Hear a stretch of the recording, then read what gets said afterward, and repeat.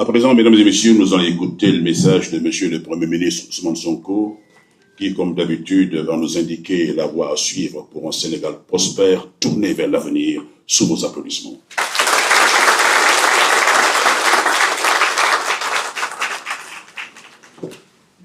Merci beaucoup. Monsieur le ministre secrétaire général du gouvernement, Madame la secrétaire d'État auprès du Premier ministre, chargée des relations avec les institutions, et Mesdames et Messieurs les collaborateurs, chers invités, Mesdames les femmes. Donc nous sommes là, ravis d'être là aussi, en tant que chef du gouvernement, et pour partager avec vous cette journée. Tout à l'heure, mon assistante est passée, et je lui ai dit, c'est une coïncidence que je sois habillé en blanc. Je ne savais pas que vous seriez tous habillés en blanc. C'est simple, une coïncidence. Et je lui ai dit, quel est le programme? Elle me dit, on a 3 ou 4 panels. Je lui ai dit, mais vous, un jour ouvrable. Au lieu d'aller travailler, c'était hier la journée sans réaliser. Donc, allez travailler, vous êtes là à faire des panels. Ça veut dire que toute la journée aujourd'hui, vous n'allez pas travailler. Je suis donc ravi d'être là, de partager ces quelques minutes. Malheureusement, à partir de 10 heures, nous avons une réunion de l'autre côté au palais. Je ne pourrai pas être là plus de 10 ou 15 minutes. Mais c'est pour marquer aussi l'importance que constitue la femme et les femmes pour toute société qui se respecte, et particulièrement la société sénégalaise, dans laquelle nous avons tous été éduqués dans ce bon vivre ensemble avec nos sœurs, nos mamans, nos épouses que vous êtes. Et nous tenons à perpétuer cette tradition. Notre vision de ce que doit être la femme, je crois qu'on l'a suffisamment explicité à travers nos discours, à travers nos récits, mais également à travers les ouvrages que nous avons publiés, mais aussi à travers nos programmes politiques. Il ne s'agit pas de parler d'égalité, il s'agit simplement de tout faire pour que chaque femme ait ce qu'elle mérite. De la même manière que tout homme doit avoir ce qu'il mérite. De par son mérite, c'est important. Nous devons travailler à égaliser les chances, mais à travailler même à discriminer légèrement quand il le faudra, pour permettre aux femmes de rattraper ce gap. Quand j'étais aux impôts, j'avais tendance à dire que si on veut régler un certain nombre de problèmes liés à la corruption, il faut confier aux femmes toutes les responsabilités où on manipule de l'argent. Toutes les responsabilités. Parce que les statistiques ont prouvé que c'est malheureusement la zone qui est la plus exposée à certains phénomènes, notamment la corruption, aussi bien en quantité qu'en volume.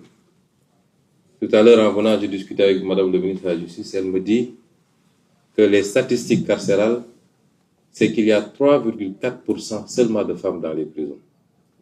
3,4% de femmes. Tout le reste, c'est les hommes. Ça veut dire que les femmes respectent beaucoup plus la loi et les règles de la société. Et c'est pourquoi aujourd'hui, si on veut bâtir un pays, on ne peut pas le faire sans les femmes. Le pays qui avance sans ces femmes est le pays qui n'avance justement pas. Et c'est pourquoi nous allons continuer à travailler, à poser des mesures concrètes.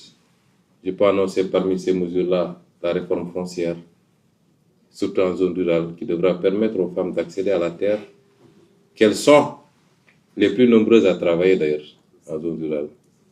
Permettre aux femmes d'accéder beaucoup plus, et beaucoup plus généralement, aux responsabilités.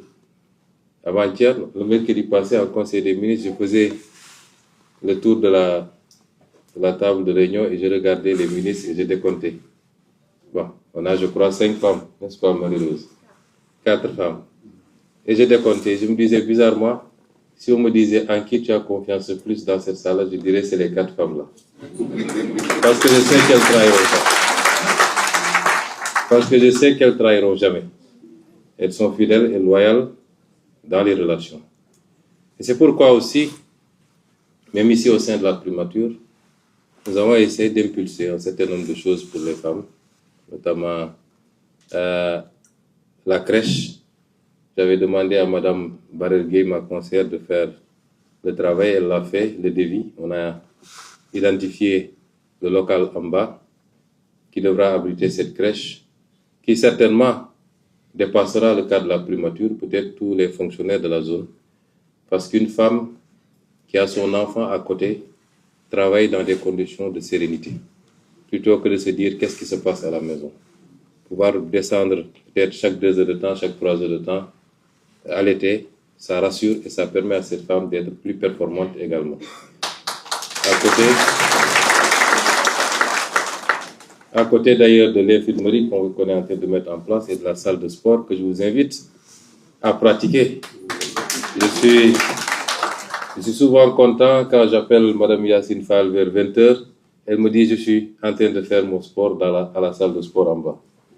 Un corps sain, comme on dit, un esprit sain dans un corps sain, c'est ça qui permet d'avoir les résultats et les rendements que nous attendons.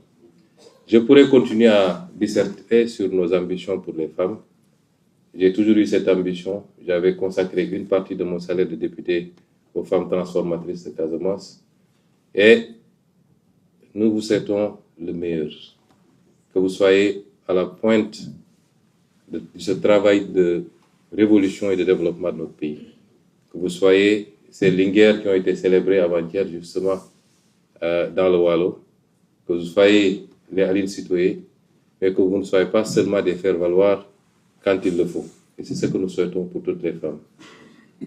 Je voudrais terminer mon propos par vous féliciter tous et vous remercier pour le travail que vous abattez. Je pense qu'on a dépassé maintenant l'ère où, dès que vous parliez d'une femme dans la fonction publique, on vous disait qu'elles sont là pour se maquiller. Aujourd'hui, parmi les plus performantes figurent les femmes.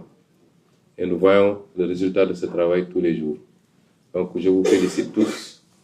Je fais une mention spéciale à mes assistantes, Mme Top et Mme Saré, et particulièrement